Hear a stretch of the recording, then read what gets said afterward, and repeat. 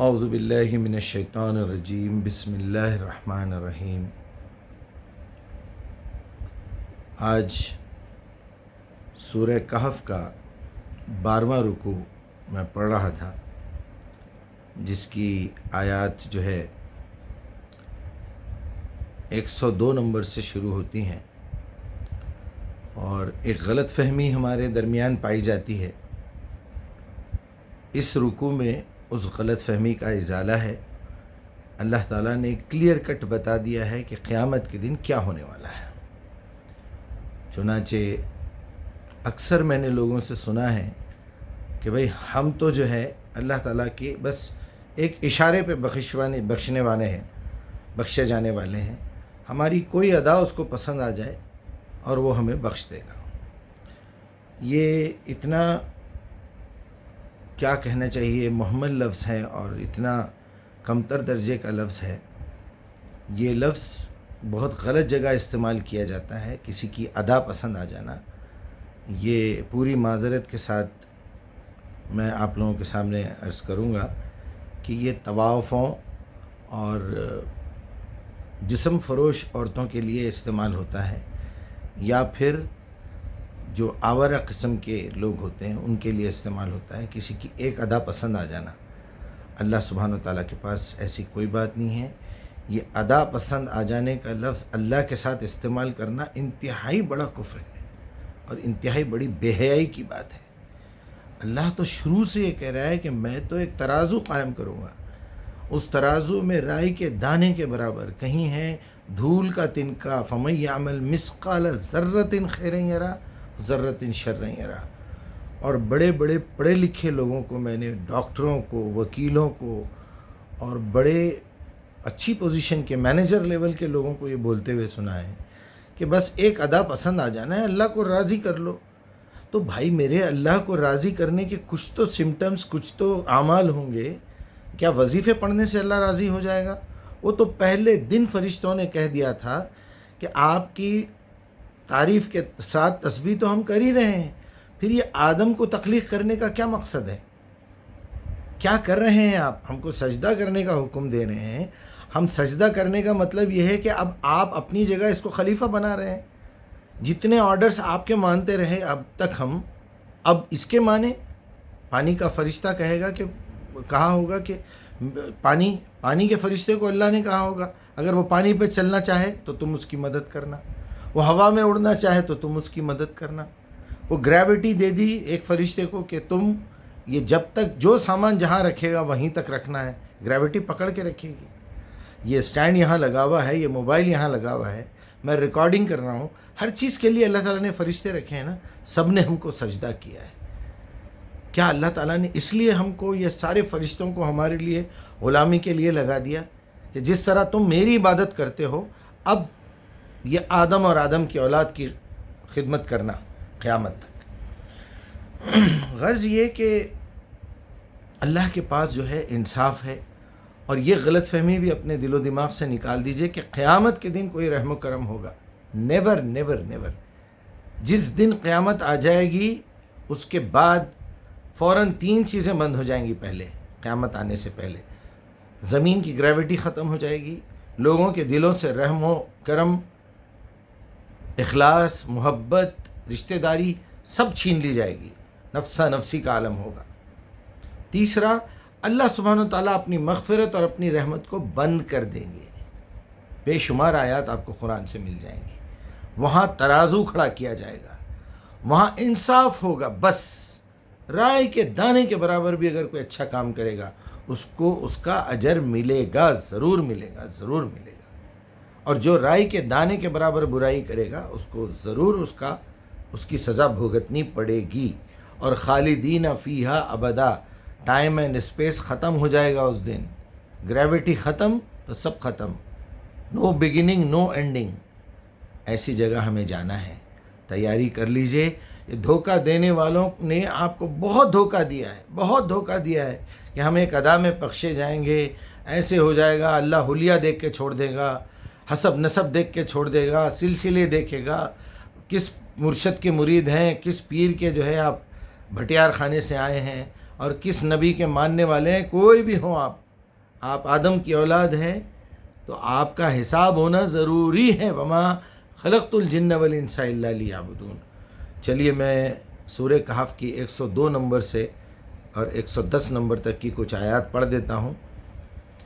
افحسب الذین کفروا ان یتخذوا عبادی من دون اولیاء. تو کیا یہ لوگ جنہوں نے کفر کا رویہ اختیار کیا ہمارے نبی کو نہیں مان رہے ہیں. سورہ کہف ہے.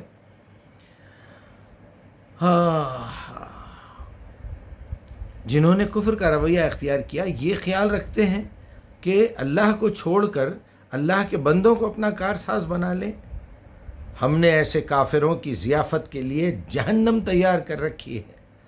آپ اللہ کو چھوڑ کر کسی اور سے امید رکھیں گے، کسی اور سے بھیک مانگیں گے، کسی اور سے واسطے وسیلے لگائیں گے اور کسی اور کے بھروسے پہ بیٹھے رہیں گے، چاہے وہ محمد رسول اللہ ہی کیوں نہ ہو. یقین مانیے یہ آیت آپ لوگوں کے لیے ہے. اگر کسی اور کتاب کو ہاتھ لگائے قرآن کے علاوہ راستہ پوچھنے، کوئی مسئلہ معلوم کرنے کے لیے، آپ یقین مانیے آپ کفر بھی کر رہے ہیں، آپ شرک بھی کر رہے ہیں، آپ ظلم بھی کر رہے ہیں، آپ گمراہی میں بھی مبتلا ہیں. قل هل ننبئکم بالاخسرین اعمال. اے محمد ان سے کہو کیا ہم تمہیں بتائیں کہ اپنے اعمال میں سب سے زیادہ ناکام و نامراد کون ہے؟ زندگی بھر کام کر کے آئے گا وہ کون ہے بتائیں ہم تمہیں. آیت نمبر 104 الذین ضل سعیہم فی الحیات الدنیا. یہ دنیا کی زندگی میں جن کی ساری سعی و جہد، جن کی ساری کوشش، جن کے سارے کام، جن کی ساری سوچ راہ سے بھٹکی ہوئی تھی، بس دنیا بنانا ہے، گھر بنانا ہے، فارم ہاؤس لینا ہے اور یہ کرنا ہے اور وہ کرنا ہے، دنیا کی زندگی میں بزی رہے. اور انہم یحسبون صنعا، اور سمجھتے رہے کہ ہم بہت اچھا کام کر رہے ہیں. بھائی آج کل وہ سیٹ ہو گئے ہیں، بچوں کو سیٹ کر دیا ہے، بڑی انکم ہو رہی ہے، کرائے آ رہے ہیں. یہ بہت بڑی غلط فہمی ہے. الذین ضل سعیہم، ان کی ساری جو ہے کوشش وہ غلط راستے پہ ہے. اولئک الذین کفروا بآیات ربہم. جب کبھی بھی ان کے سامنے اللہ کی آیات پیش کی گئی ہے ضرور انہوں نے انکار کیا ہے اور کہتے رہے یہ تو کافروں کے لیے ہے، اور خود کفر کر رہے ہیں، اس کا احساس نہیں ہے. یہ وہ لوگ ہیں جنہوں نے اپنے رب کی آیات کو ماننے سے انکار کیا اور اس کے حضور پیشی کا یقین نہ کیا. یہ سب سے بڑی کمزوری ہے انسان کی. وہ یہ بھول جاتا ہے کہ مجھے اپنے رب کے پاس جانا ہے، وہاں ہر چیز کا حساب دینا ہے. بس اطمینان سے بیٹھے ہوئے ہیں قیامت کے دن جو بھی ہوگا ہوگا، ہم ایک دن جہنم سے نکالے جائیں گے، جنت میں ڈالے جائیں گے. یہ غلط فہمیاں ہیں جو آپ کے بڑوں نے آپ کے دماغ میں ڈالی ہے. آپ چاہے کوئی بھی ہو، آپ ایک گناہ کر کے جا رہے ہوں لیکن جہنم سے کبھی نہیں نکلیں گے. جہنم کے درجے ہیں. ضرور چھوٹے گناہ گاروں کو چھوٹی سزا دی جائے گی، بڑے نیکوکار لوگوں کو بڑی جگہ جنت میں دی جائے گی، بڑے بدکاروں کو بڑی جہنم دی جائے گی. یہ درجے الگ چیز ہے، لیکن ٹائم لیمٹ وہاں ختم ہو جائے گی. یہ یاد رکھیے، یہ یاد رکھیے. یہ وہ لوگ ہیں جنہوں نے اپنی رب کی آیات کو ماننے سے انکار کیا اور اس کے حضور پیشی کا یقین نہ کیا، اس لیے کہ ان کے سارے اعمال ضائع ہو گئے.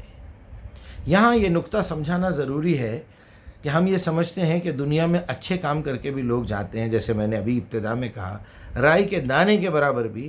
وہاں اللہ تعالیٰ نے بھی یہ دکھا دیا کہ فَمَن يَعْمَلْ مِثْقَالَ ذَرَّةٍ خَيْرًا يَرَهُ. دکھائیں گے اس کو لیکن تمہیں اس کا اجر نہیں ملے گا. کیوں؟ کیونکہ تم نے آخرت کے دن پہ بھروسہ نہیں کیا تھا، اپنے رب کے سامنے گواہی کا احساس نہیں رکھا تھا. ایسے بہت سارے مسلمان ہیں جس کے دل و دماغ میں شعور میں نہیں ہے یہ بات کہ ایک دن حساب ہونا ہے. حساب کن کن چیزوں کا ہونا ہے؟ میرے برین کا پوری اسکیننگ ہونی ہے، میرے آنکھوں کا پوری رپورٹ پیش کی جانی ہے، پوری اسٹیٹمنٹ، کتنے پیسے ڈالے تھے، کتنے نکالے تھے، جیسے بینک سے اسٹیٹمنٹ ملتا ہے. کانوں کی ایک ایک سنوائی، ایک ایک آواز کا آپ کو حساب دینا ہے. بنی اسرائیل زبان کی ایک ایک ٹیسٹ کا، ایک ایک لفظ آپ نے جو نکالا ہے اس کا، آپ کے دل میں کتنی چیزوں پہ بھروسہ تھا، آپ کو کیا خیالات تھے، آپ کی شرمگاہ، آپ کا پیٹ، آپ کے ہاتھ پیر، زمین تک گواہی دینے والی ہے. یاد رکھیے آپ کا ایک ایک چیز کا حساب ہونا ہے. اور اتنی جھوٹ بولتے ہیں ہمارے مولوی، اتنی جھوٹ بولتے ہیں کہ بغیر حساب کے داخل ہو جائیں گے. پوری قرآن میں آج تک مجھے ایسی کوئی بات نہیں ملی، نہ کوئی حدیث میں ملی کہ بغیر حساب کے کوئی جائے گا. Impossible, impossible. انبیاء کا بھی حساب ہونا ہے، کسی کو فری میں چھوڑا نہیں جائے گا. حساب ہونا ہے کا کیا مطلب ہے؟ حساب تو چل رہا ہے، کرامن کاتبین لکھ رہے ہیں، اکاؤنٹ چل رہا ہے آپ کا، لیکن وہاں دنیا کے اسکرین پہ دکھایا جائے گا. آدم سے لے کے آخری انسان، آخری بچہ، یہ سب آپ کی ایک ایک حرکت کو دیکھے گا. ذلیل ہونا ہے تو سب کے سامنے ذلیل ہونا ہے، وہاں انعام ملنا ہے، ایوارڈ ملنا ہے تو سب کے سامنے ملنا ہے، عزت ملنا ہے، شال اڑائی جائے گی، پھولوں کا ہار پہنا جائے گا، تحفہ دیا جائے گا تو دنیا کے سامنے. ذلیل ہوگا، کھینچ کے لائیں گے فرشتے گھسیٹتے ہوئے، زنجیروں میں باندھ کے لائیں گے تو ساری دنیا کے سامنے ہونا ہے. یہ یاد رکھیے. ہاں، انہوں نے انکار کیا اللہ کے پاس جاننے سے اور اس کے حضور پیشی کا یقین نہ کیا، اس لیے ان کے سارے اعمال ضائع ہو گئے. قیامت کے روز ہم انہیں کوئی وزن نہ دیں گے. فَمَن يَعْمَلْ مِثْقَالَ ذَرَّةٍ خَيْرًا يَرَهُ. اب ذَلِكَ جَزَاؤُهُمْ جہنم، ایسے ہی لوگوں کی جو ہے جزا، اس کا بدلہ وہ جہنم ہے. بما یکفروا، کیونکہ وہ لوگ اللہ کی آیات سے انکار کرتے رہے. واتخذوا آیاتی و رسولی ہزوا، ہو جو میری آیات اور میرے رسولوں کے ساتھ مذاق کرتے رہے. اللہ اکبر، ان کا مذاق اڑاتے رہے. اب یہاں سے ان الذین آمنوا کا ذکر چل رہا ہے 107 سے، آپ اس کو پڑھ لیجئے. اب چونکہ یہاں میرا مقصد صرف وہ پورشن دکھانا تھا کہ اچھے اعمال بھی اگر کریں گے تو ایمان نہ ہونے کی وجہ سے، ایمان کا مطلب ہے یقین، ایک بات کو مان لینا.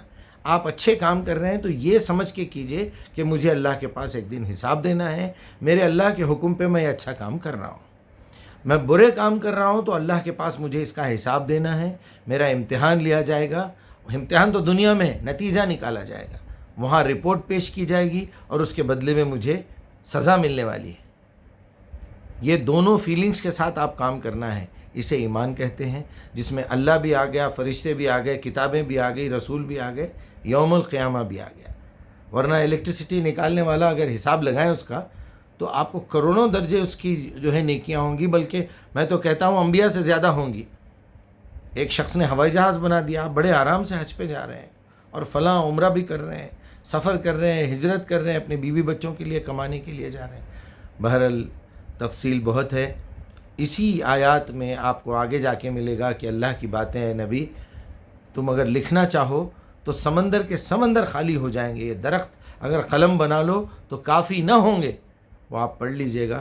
میری آپ سے یہی گزارش ہے، ان غلط فہمیوں سے نکلیے. ایک ایک عمل کرنا ہے، ایک ایک بات سننا ہے، ایک ایک چیز دیکھنا ہے، تو شعور میں رہ کے کریے. السلام علیکم.